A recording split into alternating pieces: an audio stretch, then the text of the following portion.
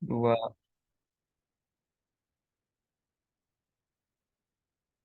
Ya.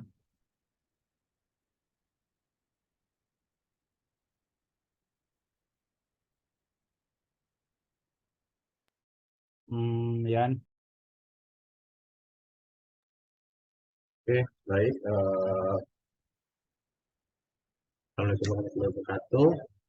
Eh, Kami di sini dari kelompok 4 ingin mempresentasikan hasil diskusi kami. Tapi sebelum kami mempresentasikan hasil diskusi kami ada kelompok 4 yang berisikan 4 anggota, yaitu ada saya sendiri, Awal Fitriyadha, ada Abdul Abun, Ayuda Mugarana, dan Ayat Fazi kepada Hakim. Nah, untuk yang pertama kita akan mempresentasikan tentang bagian interface aplikasi I/O yang akan disampaikan oleh rekan kita Abdul Rahman Al-Mahmud. Dan Abdul, punten sampaikan materinya. Oke, pertama saya akan menjelaskan bagian interface aplikasi I/O.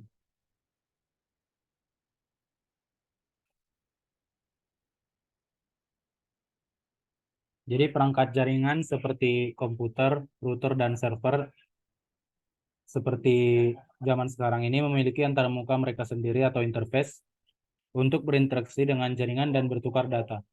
Nah, pada sistem mirip Unix dan termasuk Linux dan Windows NT 9X 2000, antarmuka soket itu atau soket interface itu umumnya digunakan untuk komunikasi jaringan.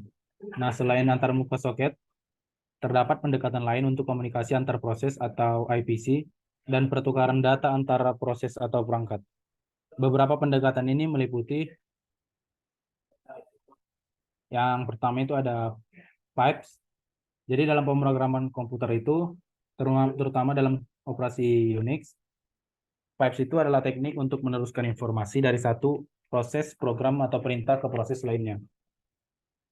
Nah, tidak seperti bentuk IPC lain, komunikasinya itu antara proses yang terkait. Jadi pipa ini mengacu pada komunikasi satu arah saja. Yang kedua itu ada FIFO, first in first out. Ini hampir sama dengan pipes, tapi FIFO itu adalah pipes yang memiliki nama khusus atau identifikasi khusus yang dapat digunakan untuk mengalirkan data dalam dua arah antara proses yang tidak terkait.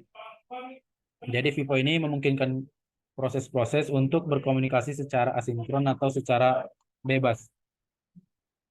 Terlebih lagi, FIFO ini memiliki keberadaan yang permanen di sistem file karena data yang ditulis ke FIFO akan tetap ada sampai dibaca oleh proses penerima. Bahkan jika proses penulis atau penerima restart. Yang ketiga itu ada streams. Streams adalah cara untuk menangani operasi input dan output secara berurutan. Mereka menyediakan abstraksi untuk read from atau write to dari berbagai sumber atau tujuan, seperti file, soket, atau pipa. Next. Yang keempat itu ada queues. Queues itu adalah struktur data yang mengikuti prinsip first in, first out. Nah, jadi sebenarnya prinsipnya hampir sama seperti first in, first out, akan tapi antriannya dapat digunakan untuk melewatkan data di antara proses atau thread secara tersinkronisasi. Nah, sehingga urutannya tadi tetap terjaga. Yang terakhir adalah mailboxes. Mailboxes ini mirip dengan queues, tetapi dapat digunakan untuk komunikasi asinkron. Kan queues tadi itu hanya satu arah, sedangkan mailboxes ini versi asinkronnya. Nah, mailboxes ini memungkinkan proses untuk mengirim dan menerima pesan yang dapat disimpan dan diambil kemudian oleh penerima. Yang kedua itu bagian dari interface I/O itu ada programmable interval timer atau disingkat PIT. Jadi programmable interval timer itu adalah perangkat keras yang digunakan dalam sistem komputer dalam hardware untuk mengatur waktu dan menghasilkan periodic interrupt. Nah, perangkat ini seringnya ditemukan banyak di chipset atau motherboard sebagai sirkuit yang sudah terintegrasi yang terpisah. Nah, fungsi PIT ini memungkinkan sistem komputer menghasilkan interval waktu yang akurat dan melakukan berbagai tugas yang berhubungan dengan waktu. Tapi tidak sampai situ saja. PID ini terdiri dari fitur utama, yaitu next. Fitur yang pertama itu adalah timing. Jadi PID dapat diprogram untuk mengukur atau menghasilkan interval waktu karena timing ini. Nah, dengan menetapkan nilai yang sesuai dalam penghitung, ini dapat digunakan untuk mengukur penundaan waktu yang akurat atau batas waktu dalam aplikasi perangkat lunak. Yang kedua yang seperti saya sebutkan tadi, periodic interrupt.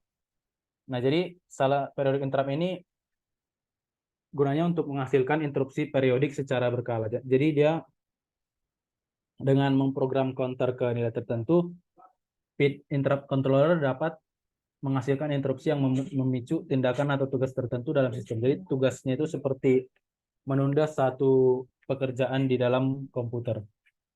Next.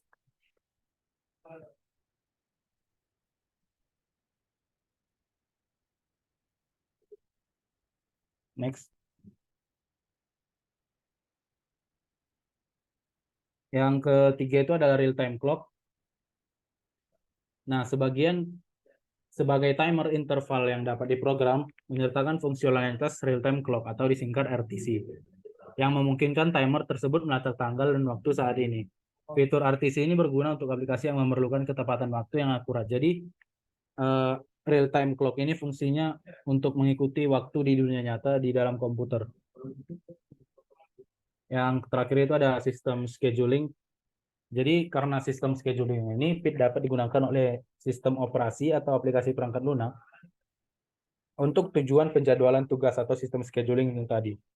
Nah, dengan menggunakan periodic interrupt, dengan menggabungkan, sistem dapat mengalokasikan waktu CPU untuk tugas atau proses yang berbeda dengan cara yang terpisah-pisah, dengan memastikan eksekusi yang adil dan kemampuan multitasking. Jadi, sebuah proses itu tidak ada yang memakan resource berlebih, karena sudah diatur oleh sistem scheduling.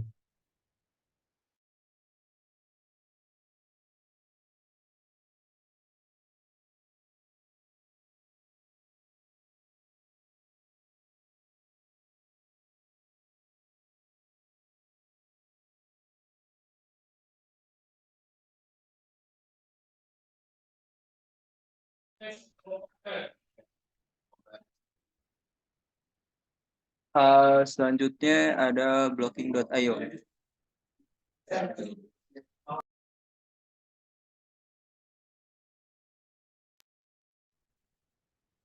Blocking.io atau input-output adalah sebuah metode yang digunakan dalam pemrograman untuk mengakses sumber daya I/O, seperti membaca atau menulis data dari atau ke disk, jaringan, atau perangkat lainnya. Dalam blocking I/O, ketika sebuah operasi I/O dilakukan, proses eksekusi program akan dihentikan atau terblokir sampai operasi I/O tersebut terselesai. Next. Contohnya, dalam kasus membaca data dari sebuah file menggunakan blocking I/O, ketika perintah pembaca dipanggil, proses eksekusi program akan berhenti dan menunggu sampai data selesai dibaca dari file tersebut. Selama waktu blok tersebut, program tidak dapat melanjutkan eksekusi instruksi lainnya. Hal yang sama juga berlaku untuk operasi penulisan, di mana program akan berhenti dan menunggu sampai data tersebut ditulis ke lokasi yang dituju sebelum melanjutkan eksekusi. Next. Kelemahan dari blocking I/O terletak pada kenyataan bahwa sumber daya proses CPU dapat terbuang sia-sia saat menunggu operasi I/O selesai. Jika ada operasi I/O yang membutuhkan waktu yang lama, ini dapat menghambat kinerja aplikasi secara keseluruhan. Dalam beberapa kasus, blocking I/O juga dapat menyebabkan program menjadi tidak responsif, terutama jika ada banyak operasi I/O yang harus dilakukan secara berurutan. Next. Untuk mengatasi masalah ini, seringkali menggunakan metode non-blocking I/O atau I/O yang berbasis kejadian atau event-driven I/O, di mana program ini terblokir saat menunggu operasi I/O selesai. Dengan demikian, CPU dapat terus menjalankan instruksi lainnya untuk menangani operasi I/O lainnya selama menunggu. Next.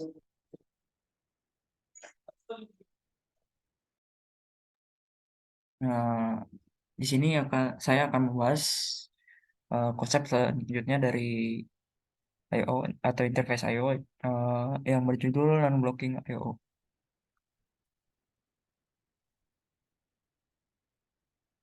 Seperti yang sudah digambarkan sebelumnya pada materi sebelumnya yang blocking I/O. Non-blocking I/O atau adalah suatu metode dalam pemrograman komputer di mana proses atau thread tidak terblokir saat menunggu operasi I/O selesai. Dalam model non-blocking I/O, ketika suatu operasi I/O dipicu, proses atau thread tidak akan berhenti atau terjebak menunggu hasilnya. Sebaliknya, proses atau thread akan melanjutkan eksekusinya dan mengirim permintaan I/O, lalu kembali ke tugas-tugas lain yang tersedia. Di dalam non-blocking I/O, thread yang akan digunakan biasanya sebesar jumlah virtual processor dikali 2, di mana thread atau proses tersebut nantinya akan dijadikan sebagai worker thread. Misalnya, jika kita memiliki 4 thread virtual processor, maka total thread yang akan dibuat adalah sebanyak 9 thread, terdiri dari 1 thread boss dan 8 thread worker. Nah, keuntungan yang didapat yang didapat dalam penggunaan sistem non-blocking ini satunya adalah memungkinkan pengguna untuk melanjutkan tugas lain sambil menunggu operasi I/O selesai. Ini bisa dibilang eh, kita bisa menjalankan operasi-operasi I/O banyak menjalankan program operasi I/O tanpa perlu menunggu operasi-operasi tanpa menunggu program-program tersebut selesai. Ini bisa sangat berguna saat menulis program bersamaan di mana ada banyak hal yang terjadi sekaligus.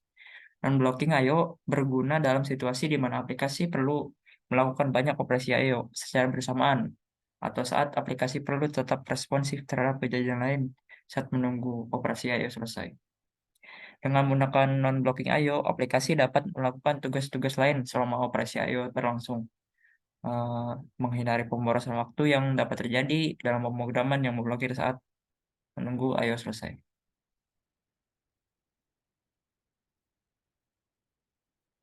Baik, sekarang saya akan menjelaskan tentang asynchronous I/O. Proses input output dalam mode asinkronus berjalan secara non-blocking, yang berarti dalam program dapat melanjutkan eksekusi tanpa harus menunggu I/O selesai. Dalam mode asinkronus, ketika I/O dimulai, program akan memulai permintaan I/O ke perangkat atau sistem operasi dan kemudian melanjutkan eksekusi kode lainnya tanpa harus menunggu I/O selesai. Ketika I/O selesai, perangkat atau sistem operasi memberikan notifikasi kepada program bahwa I/O telah selesai. Program kemudian dapat melanjutkan dengan memproses hasil I/O atau melakukan tindakan yang sesuai berdasarkan notifikasi tersebut. Next.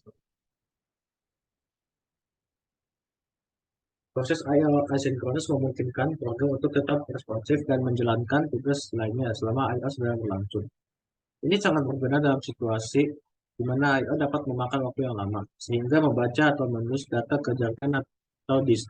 Dengan menggunakan I/O asinkronus, program dapat memaksimalkan penggunaan sumber daya dan meningkatkan efisiensi. Untuk mengimplementasikan I/O asinkronus, biasanya dapat menggunakan konsep pemrograman berbasis peristiwa atau event driven, atau pemrograman berbasis aliran atau string based. Dalam pemrograman berbagai peristiwa, program menentukan tindakan yang harus diambil ketika I/O selesai dan atau terjadi peristiwa lain yang relevan.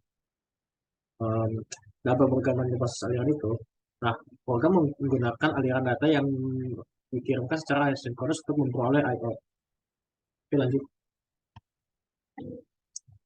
Penerapan I/O itu dapat penerapan I/O asinkronus dapat berbeda-beda tergantung pada bahasa pemrograman atau lingkungan pengembangan yang digunakan. Beberapa bahasa pemrograman menyediakan dokumen bawaan untuk I/O asinkronus, sementara yang lain memerlukan penggunaan pustaka atau framework tambahan. Oke. Nah, proses I/O durasinya selesai. Setelah selesai? Nah, dalam mode asinkronus, ketika I/O selesai, Proses biasanya diberi sinyal untuk memberitahu bahwa I/O telah selesai dan hasilnya tersedia. Sinyal ini dapat berupa notifikasi atau peristiwa yang dikirimkan oleh sistem operasi atau perangkat I/O kepada proses yang memulai I/O. Ada beberapa mekanisme yang dapat digunakan untuk memberikan sinyal pada proses setelah I/O selesai dalam mode asinkronus. Beberapa di antaranya adalah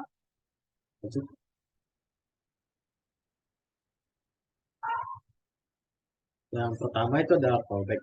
Nah, callback itu adalah mekanisme yang melibatkan penggunaan fungsi callback saat memulai I/O. Proses juga menentukan fungsi callback yang akan dipanggil setelah I/O selesai. Nah, setelah I/O selesai, sistem operasi atau perangkat I/O memanggil fungsi callback tersebut, memberitahu bahwa I/O telah selesai dan menyediakan hasilnya.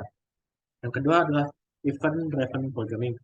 Nah, dalam pemrograman proses peristiwa itu, proses mendaftarkan dirinya untuk untuk mendengarkan peristiwa yang berkaitan dengan I/O yang sedang dilakukan. Setelah I/O selesai, peristiwa tersebut dipicu dan proses meresponnya dengan mengambil hasil input-output yang tersedia. Oke, lanjut. Yang ketiga, promise atau future. Beberapa bahasa pemrograman modern menyiapkan konsep promise atau future. Proses memulai I/O dan mendapatkan objek promise future yang mewakili hasil input-output yang tersedia. Saat input-output selesai, promise atau future yang akan dihasilkan akan diisi dengan hasilnya, dan proses dapat mengambil hasil tersebut. Yang keempat itu ada asynchronous generator. Nah, dalam beberapa bahasa atau pustaka seperti Python dan penggunaan asyncio digunakan konsep asynchronous generator. Pada proses memulai I/O dan mengirimkan aliran data menggunakan generator. Nah, ketika I/O selesai, hasilnya dikirimkan melalui aliran data dan yang dapat diambil oleh proses. Oke. Proses metode yang digunakan untuk memberi sinyal setelah I/O selesai dalam metode asinkronus dapat bervariasi. Nah, itu tergantung pada apa bahasa pemrograman dan pustaka yang digunakan itu seperti apa. Untuk pemilihan mekanisme yang tepat tergantung pada lingkungan pengembangan dan kebutuhan aplikasi. Oke.